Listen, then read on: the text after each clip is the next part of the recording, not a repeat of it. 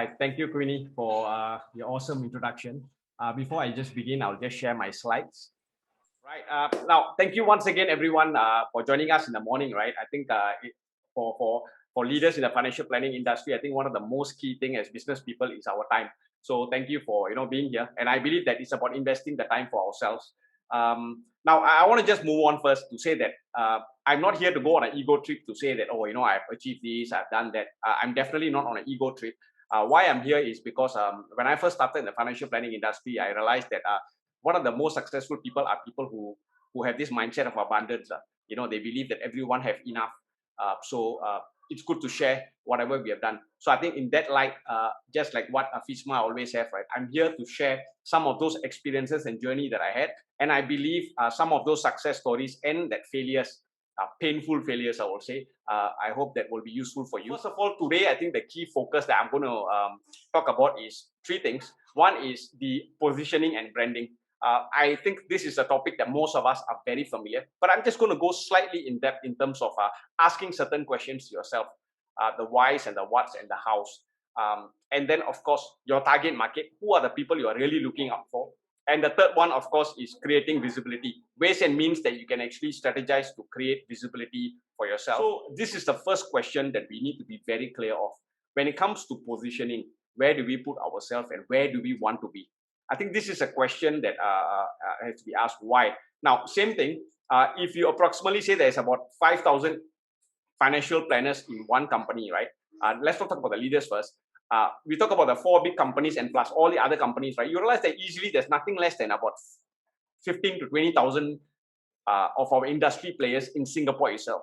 So what makes you different? What is the way that you position yourself that I will really, really want to affiliate with you, to talk to you, to get to know more about you? Why? Because we are all clear that, AMTC has taught us that I recently have been, listening to a lot of that, going through those notes that, every candidate who comes to us today, they got choice.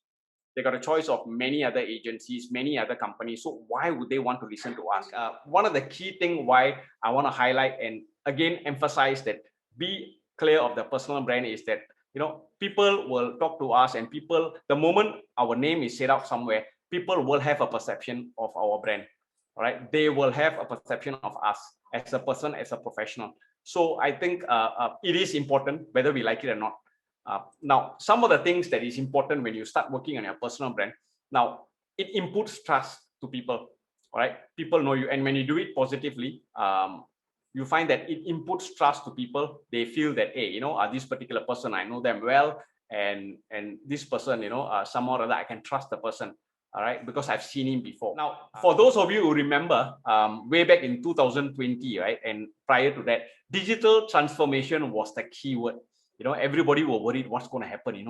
Digitalization is happening. Every LinkedIn post, everywhere you go, articles from Harvard Business Review, articles from Forbes, everyone talked about digital transformation.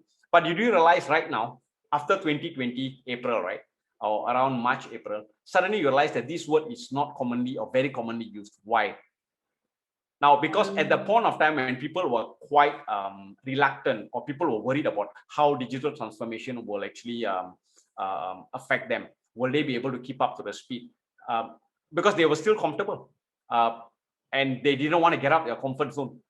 So it was something that people were always talking about, fear, of will it affect me? Will it affect my job and so on? But once COVID came about, you realize that everything changed. It changed to the level where if you do not transform or if you are not digital savvy and if you're not able to go on Zoom or if you're not able to go online, you're going to lose out. So technology becomes an integral part of our life. And we are not given a choice. We are forced to, because either you move along or you move faster and anticipate, or you are left behind to die. So when I say die, I mean it's about survival, right? We have seen that a lot of businesses started having online platforms, right? They have platforms where you can order food through Grab and all these things. Now, all these things started happening at a very, very fast rate.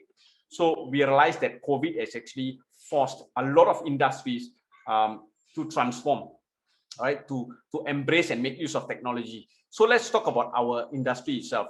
Now, have we? Yes, definitely. I'm sure that in our industry, we have started, the companies have come up with a lot of tools to help us. We start looking at our weaknesses. But you think about it, just focus on your strength.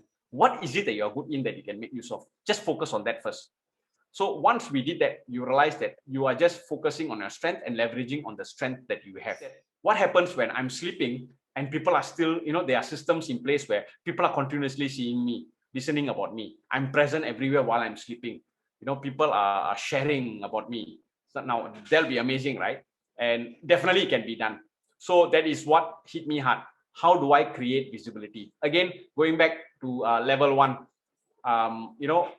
people need to know I exist, and no matter how good I am, how charismatic a person is, how capable the person is, if I am not able to create visibility for myself out there, I realize that then what's the point? I'm just limiting my market. I'm just limiting the visibility of my own personal brand. Now, first of all, let's be clear our intent. Now, for me, this is me. When I did my planning for how I wanted to build or create visibility, there were 4 key things. Now, I wanted to build my personal brand, and I wanted to make sure that I am able to push it out there. And I was very clear. So I sat down to really think about what is the kind of branding that I want to put out to people. If people think about Sakti, what is the first thing that should come out from them or think about me? And what are the key things that they will associate me with? So I gave myself 5 key things. I told that, Sakti, he loves being fit. He loves to age gracefully. So he takes his fitness seriously. And the second thing that I focus for myself is my personal thing is about family. Right? When you are seen with the experts, when you mingle with experts and surround yourself with people who are successful. Now, success is actually, there's a different definition for success for individual. But in this case, people who are really always talking to you and growing you, stretching you to start thinking beyond whatever you are doing now. Now, when you are mingling around with them, you realize that you will tend to grow. I realized that this is the time. Everybody is at home working. And everybody, at that point of time, the number of people visiting social media sites were on the high. So I realized this is the best time, COVID-19, as much as it's a pandemic, created an opportunity for me. So I thought, that's it, let's do it. So that was when I realized that I started planning out. And I wanted to do a live chat instead of a podcast first. Now, why? Because I want them to see my face, just not my voice, right? So I realized, let's do a live chat. Now, I didn't know anything about live chat. So remember, I was a diploma student in engineering, electronics engineering, not a good one, right? 4.5 years instead of 3 years. So you realize that my engineering skills are way, away from normal, really borderline. And I got nothing to do, or I've never learned anything about media. So I didn't know anything much about media. There's this concept called the most viable audience, which means that I just need to get the correct group of audience. They could be small, but they're very potent. Why? Because individually, each of us, right, we have about another 250 people or links. So if I can get a group of people who are like my supporters, who are very close to whatever I do, I realize that they will be able to actually, when they share and they talk about whatever I've done, it becomes that I go out to another 250 people per person. So my guest itself, they have about 250 at a minimum. And then if any of the other supporters share, I find that, exponentially is growing. I have a question from Kelvin. Thanks, Saktivel, for the great sharing. There's a lot of work to be done for social media branding, marketing engagement, live chat, podcasts, etc. Do you do everything yourself, or do you outsource some of the work? I think you have answered some of the questions here already. Yeah.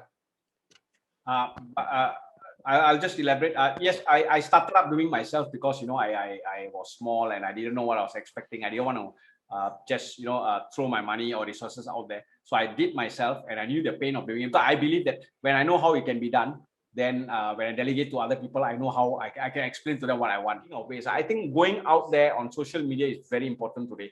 So maybe what you can do before even you start thinking about podcasts and live chat, it could be a plan for you to maybe start in September, October, fine. But at least start going and identifying which is the best platform that you want to be in, whether it's Facebook or LinkedIn.